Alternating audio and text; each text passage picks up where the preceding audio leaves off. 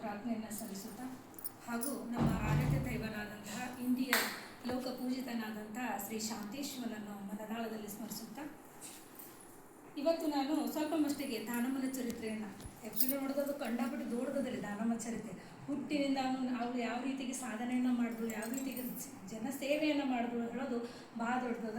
ಅದರ ಸಂಕ್ಷಿಪ್ತವಾಗಿ ಅವಳು ಯಾವ ರೀತಿ ಹುಟ್ಟಿದ್ರು, ಅವಳು ಯಾವ ರೀತಿಗೆ ಸೇವೆಗೆ ಸನ್ನಿಹಿತರಾದಳು ಅನ್ನೋದು ಮಟ್ಟಿಗೆ ಸ್ವಲ್ಪ ಹೇಳ್ತೀನಿ ರೀ.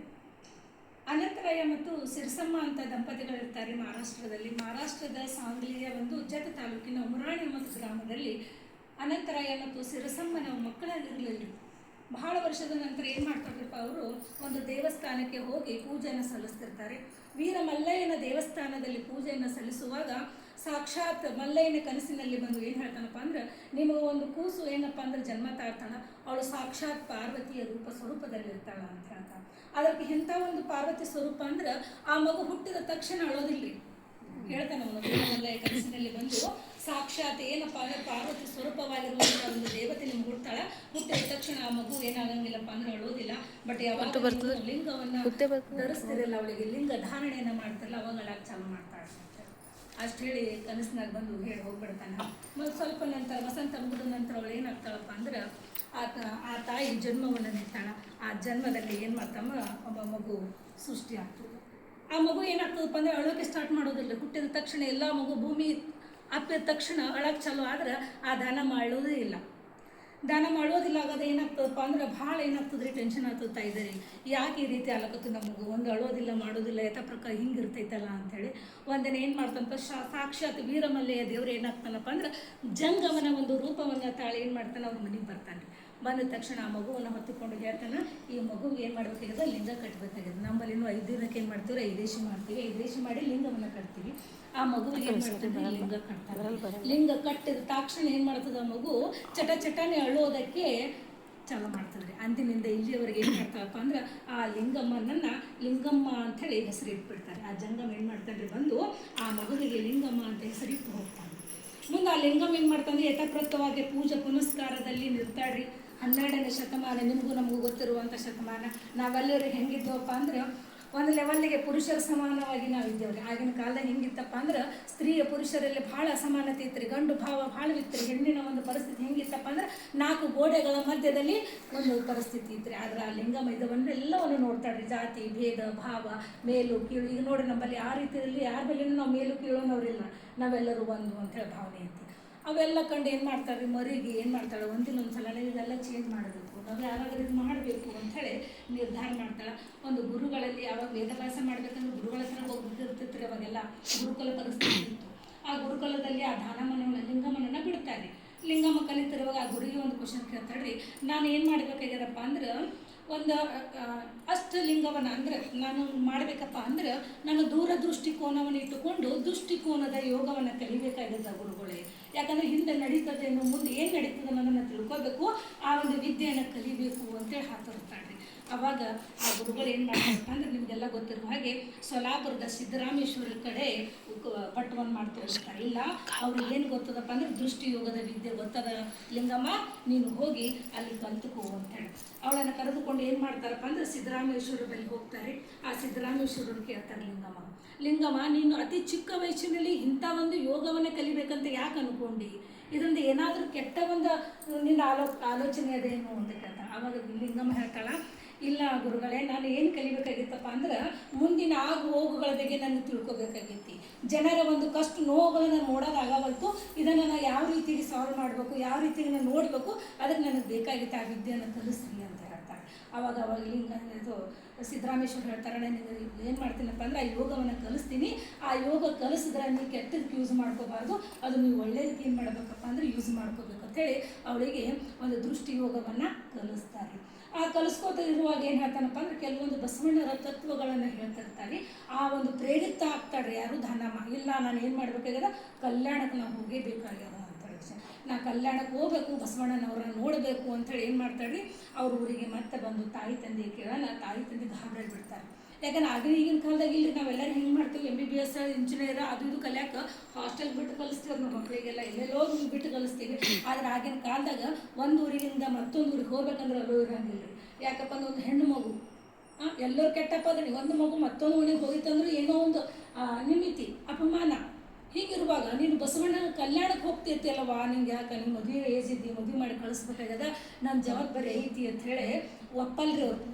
ಆ ಒಪ್ಲಾರ ಕಾಲಾಗ ರಾತ್ರಿ ಏನು ಮಾಡ್ತಾಳ್ರಿ, ದಾನಮ್ಮ ನಿಶ್ಚಿತವಾಗಿ ಮಾಡಿ ತಾಯಿ ತಂದೆಗೆ ಹೇಳಾರ ಏನು ಮಾಡ್ತಾಳ್ರಿ, ಕಲ್ಯಾಣಕ್ಕೆ ಹೊರಟು ಬರ್ತಾಳ್ರಿ. ಆ ಹೊರಟು ಬರುವ ಸಂದರ್ಭದಲ್ಲಿ ಏನಾಗ್ತಾಳ್ರಿ, ಒಂದು ಗುಡಿಸಲಿನಲ್ಲಿ ಒಂದು ರೋಗಗ್ರಸ್ತ ಮಹಿಳೆ ಮಲ್ಕೊಂಡಿರ್ತಾಳೆ. ಆ ಮಲ್ಕೊಂಡಾಗ ಹೋಗ್ತಾಳ್ರಿ. ಹೋದ ತಕ್ಷಣ ಆ ಮಹಿಳೆಯ ಒಂದು ವ್ಯವಸ್ಥೆ ಮಾಡ್ತಾಳೆ. ಆ ಮಹಿಳೆ ವ್ಯವಸ್ಥೆ ಮಾಡೋದಂತ ಆ ಮಹಿಳೆ ಕೇಳ್ತಾಳ್ರಿ, ದಾನಮ್ಮ ನಿಂಗಮ್ಮ ಕೇಳ್ತಾಳ, ಏನಪ್ಪ ಅಂದ್ರೆ ಇಲ್ಲ ನಿನಗೆ ಯಾಕೆ ಪರಿಸ್ಥಿತಿ ಹಿಂಗೆ ಬಂದಾನಂತ ಅಂದ್ರೆ, ನನ್ನ ಗಂಡು ಬಿಟ್ಟು ಹೋದೇನ, ಅದಕ್ಕೆ ನನ್ನ ಮನೋರು ಹೋಗಿದ್ದಾರೆ ಅಂತ.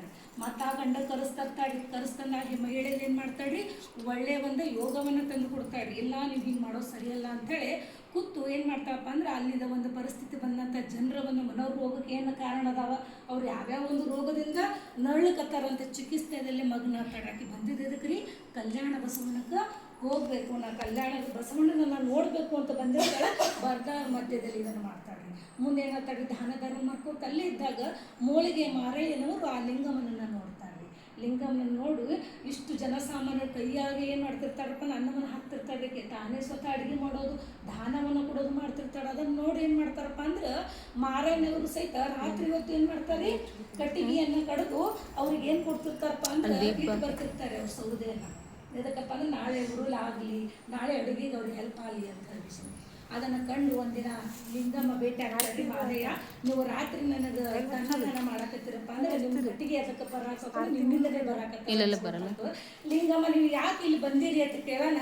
ಅವಾಗ ಲಿಂಗಮ್ಮ ಹೇಳ್ತಾಳ್ರಿ, ನನಗೆ ಬಸವಣ್ಣನವ್ರನ್ನ ನೋಡ್ಬೇಕಂತ ನಾ ಈ ಕಾಯಕದಲ್ಲಿ ಬಂದು ಇಲ್ಲೇ ಕುಂತಿರ್ತೀನಿ ಅಂತ ಹೇಳಿ. ಇದನ್ನು ಮಾರಯ್ಯ ಹೋಗಿ ಏನು ಮಾಡ್ತಾರಪ್ಪ ಅಂದ್ರೆ ಬಸವಣ್ಣವ್ರು ಹೋಗ್ತಾರೆ, ಹೇಳ್ತಾರೆ. ಸ್ವತಃ ಬಸವಣ್ಣನವ್ರು ಏನ್ ಮಾಡ್ತಾರಪ್ಪ ಅಂದ್ರೆ ಲಿಂಗಮ್ಮನ ಬಳಿ ಬರ್ತಾರೆ. ಲಿಂಗಮ್ಮ ನಿನ್ನ ಅಪಾರ ಜನಸೇವೆಯನ್ನು ನೋಡಿ ನಾನು ಆಶ್ಚರ್ಯ ಆಗಿನಮ್ಮ, ನಿನ್ನ ನಮ್ಮ ಒಂದು ಅನುಭವ ಮಂಟಪಕ್ಕೆ ನೀವು ಬಾ ಅಂತೇಳಿ ಆಹ್ವಾನಿಸ್ತಾರೆ.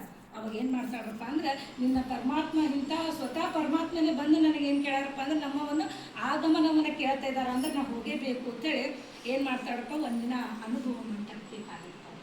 ಅನುಭವ ಮಂಟಪಕ್ಕೆ ಕಾಲಿಟ್ಟು ಗೊತ್ತೈತೆ. ಅನುಭವ ಮಂಟಪದಲ್ಲಿ ಯಾರ್ಯಾರು ಇರ್ತಾರಂತೆ, ಅಲ್ಲಮ್ಮ ಪ್ರಭು ಒಂದು ಶೂನ್ಯ ಪೀಠದ ಅಧ್ಯಕ್ಷರು ಅಲ್ಲಮ್ಮ ಪ್ರಭು ಇರ್ತಾರೆ, ಮತ್ತು ಅದೇ ರೀತಿ ಅಕ್ಕಮಹಾದೇವರು ಇರ್ತಾರೆ. ಕುಳಿತಿದ್ದು ಎಲ್ಲ ಲಿಂಗಮ್ಮ, ಗಂಗಮ್ಮ ಎಲ್ಲ ಶರಣರು ಏನು ಮಾಡಿರ್ತಾರೆ, ಆ ವೇದಿಕೆಯೊಳಗೆ ಇರ್ತಾರೆ. ಅವಳು 3 ಕ್ವಶನ್ ಕೇಳ್ತಾಳೆ ಲಿಂಗಮ್ಮಗ. ಅಂದರೆ ಅಕ್ಕಮಹಾದೇವಿಗೆ 3 ಕ್ವಶನ್ ಕೇಳ್ತಾರೆ ನಮ್ಮ ಲಿಂಗಮ್ಮ. ಏನು ಕೇಳ್ತಾಳೆ, ನೀನು ಮದುವೆ ಆಲಾರೆ ಬಂದು ಮಲ್ಲಿಕಾರ್ಜುನನೇ ನನ್ನ ಗಂಡ ಅಂತ ಹೇಳಿ ಬಂದಿಯಮ್ಮ, ನಾನು ಹಾಗೆ ಮದುವೆ ಆಗಬೇಕು ಅಥವಾ ನಾನು ಜನಸೇವೆಯನ್ನು ಮಾಡಬೇಕು, ಇದರಿಂದ ಏನಾದರೂ ನಮ್ಗೆ ತೊಂದರೆ ಆಗ್ತದೆ ಇನ್ನೋ ಅಂತೇಳಿ 1-2 ಕ್ವಶನ್ ಕೇಳ್ತಾರೆ. ಅವಾಗ ಎಂಥ ಅದ್ಭುತವಾದ ಕ್ವಶನ್ಗೆ ನಮಗೆ ಅಕ್ಕಮಹಾದೇವಿ ಉತ್ತರ ಕೊಡ್ತಾಳಪ್ಪ ಅಂದ್ರೆ, ನಮಗೆ ಮೋಕ್ಷ ಸಿಗಬೇಕಾಗಿತ್ತು, ನಮಗೆ ಅನುಭವ ಸಿಗಬೇಕಾಗಿತ್ತು ಅಂದ್ರೆ ಮದುವೆನೇ ಮಾಡಿಕೊಂಡು ಅನುಭವದ ಮೂಲಕವಾಗಿ ಜನಸೇವೆಯನ್ನು ಮಾಡಬೇಕು ಅಂತೇಳಿ ಯಾರು ಹೇಳ್ತಾರಪ್ಪ ಅಂದ್ರೆ ಅಕ್ಕಮಹಾದೇವಿ ಹೇಳ್ತಾರೆ. ಅವಾಗಕ್ಕೆ ನಿಶ್ಚಿತ ಏನು ಮಾಡ್ಕೋತಾರೆ, ನಾ ಇಲ್ಲಿಂದ ಊರಿಂದ ಹೋದ ಬಳಕ ಮದುವೆ ಮಾಡ್ಕೋಬೇಕು ಅಂತ ಹೇಳಿ ನಿರ್ಧಾರ ಮಾಡ್ಕೊತಾರೆ. ಅವಾಗೆ ಏನು ಹೇಳಿ ಕಳಿಸಿಬಿಡ್ತಾರೆ ಲಿಂಗಮ್ಮ, ನಾನು ಮದುವೆ ಮಾಡ್ಕೋತೀನಿ ಅಂತೇಳಿ. ಆ ಒಂದು ಅಲ್ಲಮ್ಮ ಪ್ರಭು ಕೆಲವೊಂದು ಕ್ವಶನ್ಸ್ಗಳು ಕೇಳ್ತಾರೆ, ನೀ ಯಾಕೆ ಇಲ್ಲಿ ಬಂದು, ನಿನ್ನದೇನು ಉದ್ದೇಶ ಐತಿ, ನೀನು ಬರೀತೀನಿ ವಚನ ಅಂದಾಗ ಅವ್ಕೆ ಏನು ಹೇಳ್ತಾರೆ ಲಿಂಗಮ್ಮ, ಎಲ್ಲರೂ ವಚನಗಳನ್ನೇ ಬರೆದಾದರೆ ವಚನಗಳ ಒಂದು ಮಾಹಿತಿಯನ್ನು ಜನರಿಗೆ ಸೇರಿಸುವವರು ಯಾರು, ಕಳಿಸುವವರು ಯಾರು, ಆ ಕೆಲಸ ನಾನು ಮಾಡ್ತೀನಿ ಅಂತೇಳಿ ತಾನೇ ಒಂದು ಶಪಥವನ್ನು ಕೊಡ್ತಾಳೆ. ಯಾವಾಗ ಬಸವಣ್ಣನವರೇ ಲಿಂಗಮ್ಮನನ್ನು ಏನು ಹೆಸರಿರ್ತಾರಪ್ಪ ಅಂದ್ರೆ ಯಾಕೆ ದಾನಮ್ಮ ಹೆಸರಿರ್ತಾರಪ್ಪ ಅಂದ್ರೆ, ಅವಳ ದಾನಗಳನ್ನು ಕೊಡೋದು ನೋಡಿ ಅವಳು ತಾನೇ ಸ್ವತಃ ಎಲ್ಲ ಮನೋರೋಗಗಳನ್ನು ನಿವಾರಿಸಿ ಎಲ್ಲರಲ್ಲಿಯೂ ಸಹಿತ ದಾನವನ್ನು ಸಹಿತ ಸ್ವೀಕಾರ ಮಾಡ್ತಿರಲ್ರಿ. ಕೊಟ್ಟಂಥ ದಾನವನ್ನು ಯಾರಿಗೆ ಗೊತ್ತಿರಲ್ಲ, ಕೈಗೆ ಎಷ್ಟು ಬರ್ತಿರ್ತೋ ಅಷ್ಟು ದಾನ ಮಾಡ್ತಿರ್ತಾಳ್ರಿ. ಅದಕ್ಕೆ ಇದನ್ನೆಲ್ಲವನ್ನು ನೋಡಿ ಬಸವಣ್ಣನವ್ರು ಏನು ಮಾಡ್ತಾರಪ್ಪ ಅಂದ್ರೆ ದಾನಮ್ಮ ಅಂತ ಹೆಸರಿರ್ತಾಳ್ರಿ. ಮುಂದೆ ದಾನಮ್ಮ ಬರ್ತಾಳ್ರಿ. ಸನ್ನತಿ ಸೋಮನಾಥನನ್ನು ಏನು ಮಾಡ್ತಾರ್ರಿ, ಮದುವೆಯನ್ನು ಮಾಡ್ತಾರೆ. ತದನಂತರ ಅವರಿಬ್ಬರು ಗಂಡ ಹೆಂಡತಿ ಕೂಡ್ಕೊಂಡು ಏನು ಮಾಡ್ತಾರಪ್ಪ ಅಂದ್ರೆ ಲೋಕ ಕಲ್ಯಾಣವನ್ನು ಮಾಡ್ತಾರೆ. ಬಂದಂಥ ರೋಗಸ್ಥರನ್ನ, ನಿಮ್ಗೆ ಗೊತ್ತಿರುವ ಗುಡ್ಡಾಪುರದಲ್ಲಿ ನೆಲೆ ನಿಂತು ಬಂದಂಥ ರೋಗಸ್ಥರನ್ನ ವಾಸಿ ಮಾಡ್ತಾರೆ. ಇಂತಿಂತ ಬಿಡುಗುಗಳು ಬರ್ತಾರೆ ಆ ಟೈಮ್ದಾಗ, ಅವೆಲ್ಲವನ್ನು ಏನು ಮಾಡ್ತಾರೆ, ನಿವಾರಣೆ ಮಾಡ್ತಾರೆ. ಆ ಟೈಮ್ದಾಗ ಕ್ರಾಂತಿನೂ ಸಹಿತ ಆಗ್ತದೆ ರೀ. ಬಸವಣ್ಣನವರು ಲಿಂಗೈಕ್ಯ ಆಗ್ತಾರೆ. ಇದನ್ನು ಏನು ಮಾಡ್ತಾರೆ, ಮನಗಂಡು ನಮ್ಮ ದಾನಮ್ಮ ಊರು ಬಿಟ್ಟು ಹೋಗಿ ಆ ವಚನಗಳ ಸಂರಕ್ಷಣೆಯನ್ನು ಮಾಡ್ತಾರೆ. ಇಷ್ಟೇನಪ್ಪ ಅಂದ್ರೆ ನಮ್ಮ ವೀರರಾಣಿ ಏನಪ್ಪ ಅಂದ್ರೆ ನಮ್ಮ ಹಾಲಮ್ಮನವರು ಸತಿಯಾಗಿ ಒಳ್ಳೆಯ ಒಂದು ಹೆಣ್ಣು ಮಗಳಾಗಿ ಜನಸೇವೆಯನ್ನು ಮಾಡುತ್ತಾ 4 ಮಂದಿ ಬಾಯಿಯಲ್ಲಿ ಮಹಿಳೆಯಾಗಿಯೂ ಸಹಿತ ನಮ್ಮೆಲ್ಲರಿಗೂ ಮನದಲ್ಲಿ ಏನಪ್ಪ ಅಂದರೆ ಇವತ್ತಿಗೂ ನೆಲೆಸಿದಂತಹ ಈ ಒಂದು ಮಹಾಮಯ ಏನಂತಾರಪ್ಪ ನಮ್ಮ ಚರಿತ್ರೆ ಹೇಳ್ಕೊಟ್ಟಂತಹ ನಮ್ಮ ರಾಜೇಶ್ವರಿ ಮೇಡಮ್ ಅವರಿಗೆ ತುಂಬ ಹೃದಯದ ಧನ್ಯವಾದ.